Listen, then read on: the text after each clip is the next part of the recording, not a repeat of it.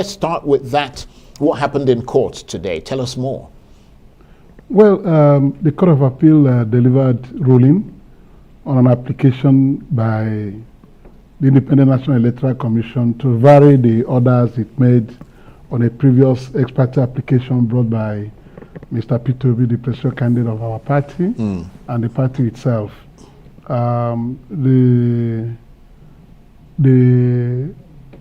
INEC requested the Court of Appeal to grant her permission to reconfigure the Bvas machines so that they can use that for the conduct of the governorship and House of Assembly elections on the 11th of March. And the previous order the court made was that Mr. Obi and Labour Party should be granted access to all the materials used in conducting the presidential election on the 25th of February, including the information contained in the Bvas machines.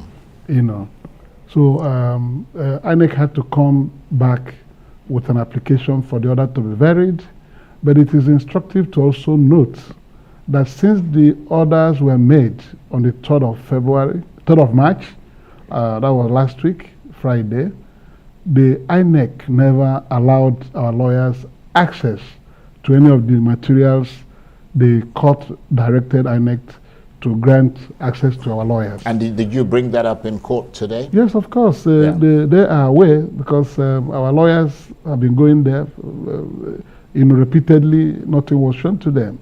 And I'm sure their refusal to grant us access was because of the application they have brought to vary the order. But today, 2 rulings were rendered, and the first one was that INEC can configure or reconfigure the Bvas machines to be able to perform their constitutional duty to conduct elections it had scheduled for 11th of March. But that was given with reliance to paragraph 8 of INEC's affidavit in support of the application, that all the information contained in the Bvas machine will be transferred to a back-end server, and that nothing will be lost at all, absolutely. And it will be easy to retrieve those information on demand. So that is that's what happened in court. That's what happened in court. And of course, the justice that read the ruling had to emphasize more that no information stored in that Bvas machine, which INEC had undertaken, will be transferred safely to a back-end server, should be missing. Right. So it's a conditional approval they were given. So were you happy with the outcome of today's court?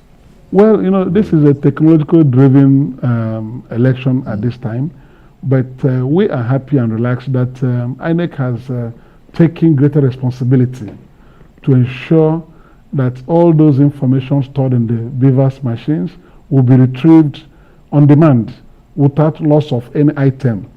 If you understand what that portends, it means that INEC has taken responsibility to prove at all material times that the information stored in the Bvas machines will be made available. But is that where they fail? Right. But is that different from the same promise or a similar promise that INEC made before the elections, that all the results will be uploaded to the iRev server in real time and that people would be able to see it and access all the material, and that never happened? And that's part of their guidelines, which is, if you like, which is subject to electoral law.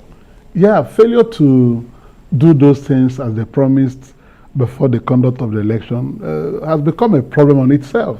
That's why the outcome of the election, presidential results, had become controversial. Now, but it is much more dangerous now that INEC has made this promise in an affidavit in a court. Right. And the order the Court of Appeal made was in full reliance to that promise. It's an undertaking of some sort. The other one was a promise, we'll do everything fine.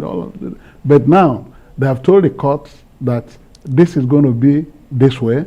This information will not be tampered with. and on demand, the information will be made available. No item will be lost. It is very dangerous to the petition. Right. That when, in the course of proceedings at the tribunal, the lawyers to the petitioners complain that some items supposedly stored in the Bvas have not been retrieved from the back-end server, it has put a serious problem on the side of INEC. That will create serious problem that can annul the election. And that can help build your case. Yes, it will help build the case, because Right. if the information which they guaranteed stored in a back-end server are no longer available, they have washed away the election. But you do concede that, I mean, holding the election is a national priority for INEC and for Nigerians. And if they are not able to configure those Bvas machines, then those elections would have to be postponed. You see, the INEC has taken more than it can chew at this time, but we'll leave it to them. It is their responsibility to conduct the election.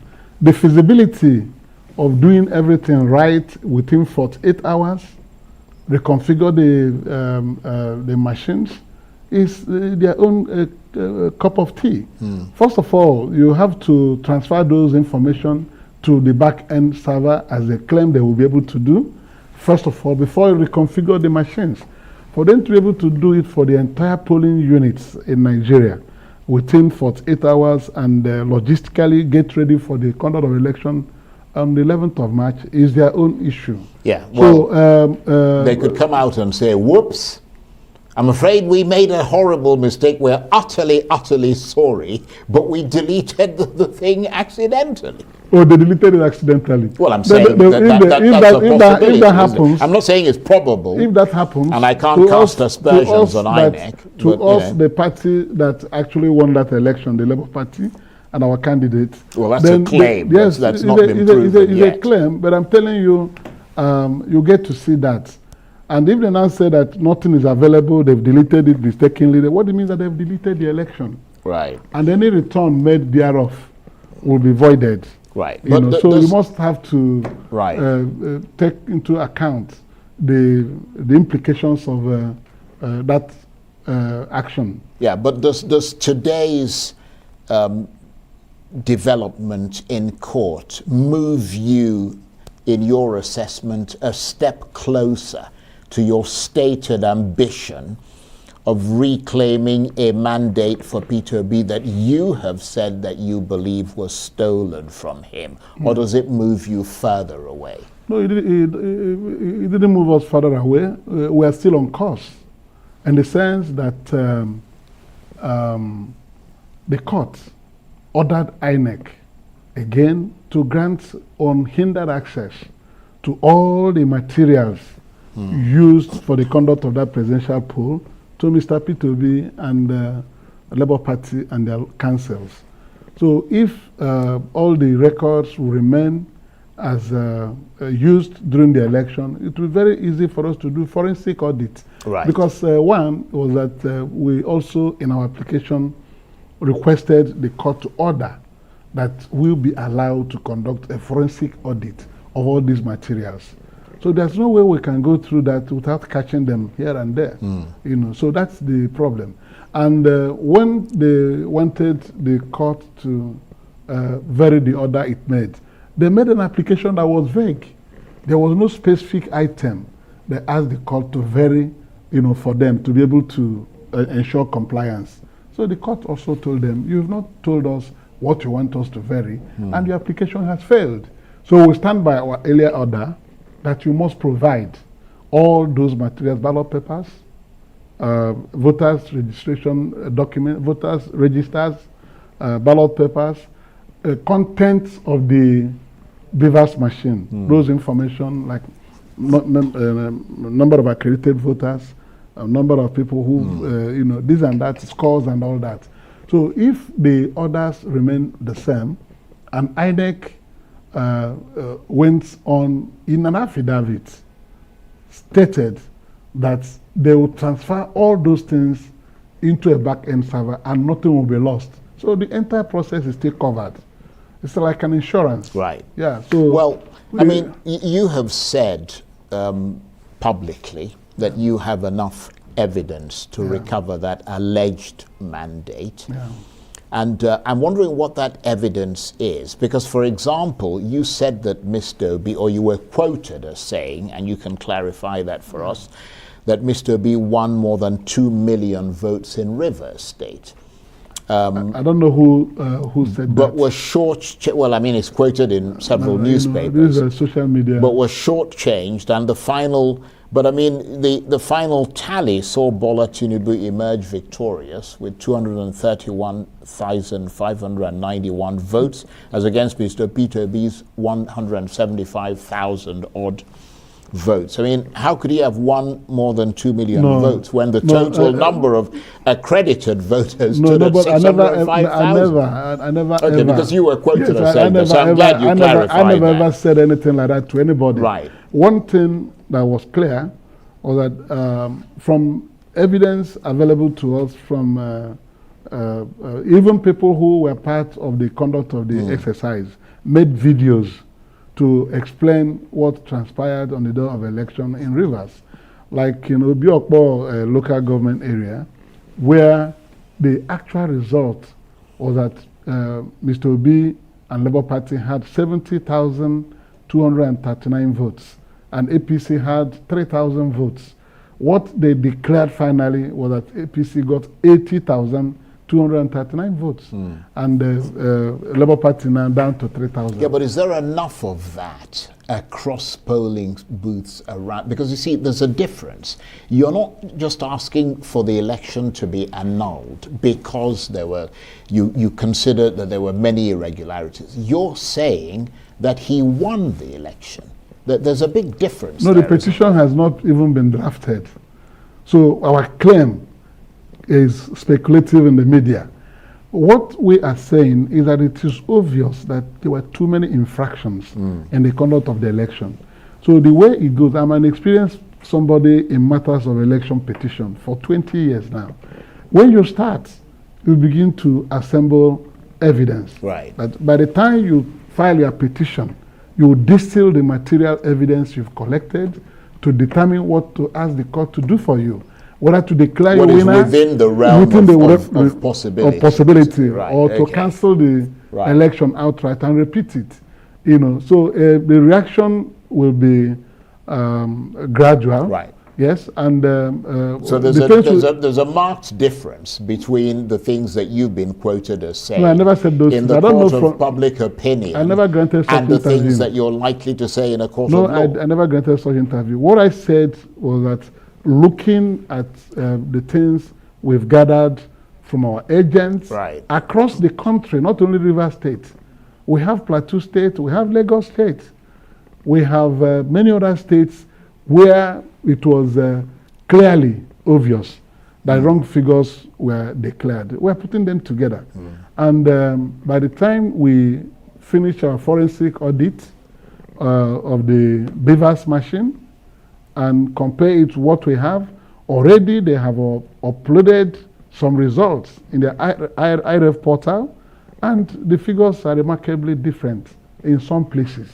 So you're dealing with a nationwide election, not just a sports election. By the time you pick from here and there, you add the figures and see where you stand. But for clarity, it is obvious that INEC did not keep to the rules and guidelines they set for the conduct of the election. Right. Yes, I watched a video yesterday where an SPO or a presiding officer somewhere in Abia State, a lady, said that when they finished the election, they wanted to upload the results. Only the National Assembly election results were going on, but the presidential election access couldn't open up. So it was obvious that some manipulation was done to achieve a wrong end in the presidential election. Well, I'm glad you're making that clarification between saying that Peter Obi won the election, because you'd have to find, 2 million something votes, almost 3 million, to exceed the votes of Bola Tinubu in order to prove that. and the fact that you're saying that there were considerable irregularities, which is the position of the PDP, basically. And therefore, what you would be calling for is much more likely to be a cancellation of the election and a repeat of the result, a repeat of the battle. I'm a very prudent person in matters of figures. There was no way I could have said that we had 2 million voters. Right, I'm not just talking about you, Yeah, I'm talking about the position of your party, which has been that he won the election. Yes, you can't see when the result was announced, where did you see celebration in Nigeria? If those people voted for the declared winner, there will be wide jubilation across Nigeria. One youth was shown to have hanged himself in Plateau State. He gave up hope that Peter Obi, who looked up to salvage the country, has been rigged out, and he hung himself and left a suicide note. So if the popular thing had been done, it will show everywhere. So the gloom that gripped the country with that declaration showed that some other person won the election. And Peter, since that election was declared, had become more popular. The other day, last week, we came here, he had a press conference here in Transcorp Hilton. As soon as he was cited inside Transcorp, there was wild noise everywhere. People, this is the way to see who has won an election. So just in terms of the language, he said he was robbed of victory. Yes, because if INEC had done the correct thing, if everything had been seamless, this controversy wouldn't have been there. Right. If INEC had done the needful and played above board, why should you have an election where the results were not uploaded even within 48 hours? We're still waiting to get this thing done. So something happened. Somebody, if I remember, the INEC chairman had said that there was some sabotage somewhere. So if the chief electoral officer has said by himself that there was some sabotage, he held meeting with his regional electoral commissioners last weekend. The REC in Sokoto has been suspended. So it goes to through clearly that something was wrong with the election. Yeah, but the question is whether that thing was substantial enough until you finish to lead to the cancellation of the ballot. You said 2 million, maybe too much to offset. It is not. It's a very little thing. Let's open up the space. Right. Let's have access to. Well, obviously, we'll wait and see. We are what waiting happens. because this time around, the orders we asked for were comprehensive enough. We also asked that we should be allowed to take electronic copies, even the ballot papers, so that any place we consider that the results were not right, we go there and insist on a recount. We want to see the ballot papers and see how those things tallied with the records in the Bvas in terms of number of voters accredited. You have to count the ballot papers to ensure that in those ballot papers will be the same number of accredited voters, voting, plus or minus some little differences. Right. So when you plot a graph and you begin to see infractions shooting out of the curve, the election is already damaged. Well, we've got about a minute and a half or so left, sadly. I know you've got to run, and we appreciate your coming in. But let's talk briefly about your victory in the National Assembly elections. I mean, you defeated the PDP's rather formidable candidate, Uche Ekwunife, in the Anambra Central Senatorial District. In fact, you unseated her. You must be deliriously happy with that result. Not only I defeated her, I defeated the candidate of the ruling party in the state, the ABGA candidate. And the figures were very large in gap. The PDP got about 49,000, I got 103,000. The ABGA candidate got about 69,000. So it goes to show you that our people were determined to elect somebody they can trust with their affairs at the National Assembly. One thing that is very important in the Parliament is being able to have a representative who will be able to stand up at all critical times in the proceedings in the Senate or the National Assembly to fight for their rights and defend them. and contribute meaningfully on national debates on issues. You don't keep having people who will go to the National Assembly and divert the attention of the people on the primary duties of a National Assembly member, senator or Federal House of Rep member. The people who have had there are doing other things other than what they were sent there to do. When people begin to campaign that they built 2-bedroom bungalows for widows and all that, and when important decisions were made at the National Assembly, they were absent, or they allowed certain things to go. There was one issue I made. Very briefly, because we're almost out of time. Okay. 30 seconds. Okay. So our people made clear choice, and of course our presidential candidate, Mr. Peter Obi, was another driving force in the election. Right. If you look at it, you see that the choices our people made were correct choices of people who can go there and represent them and make the remarkable difference. And that's why we're there. I'm not new to them, remember? Right. I was at the 8th Senate, and I did marvelously well for them in just 17 months. I was at the national conference in 2014, so I'm not a stranger. Right. But people know what I can do. Well, you certainly are not a stranger to Nigerian politics. So I want to say congratulations, and thank you very much indeed for giving us the time this evening to talk with you. And Victor May is Senator-elect of the Labour Party. Let's keep faith with the legal process. We certainly will. The last has not been heard. We've done it before. We'll keep an eye. Went through this process to become governor. We'll keep an eye on it. We've started this one. God will bless our efforts. Thank you very much indeed. Thank you very much. That's it for this edition of Arise Prime Time. Join us again tomorrow from me and the entire team here in Abuja and Kaduna. Bye-bye, and thank you for watching.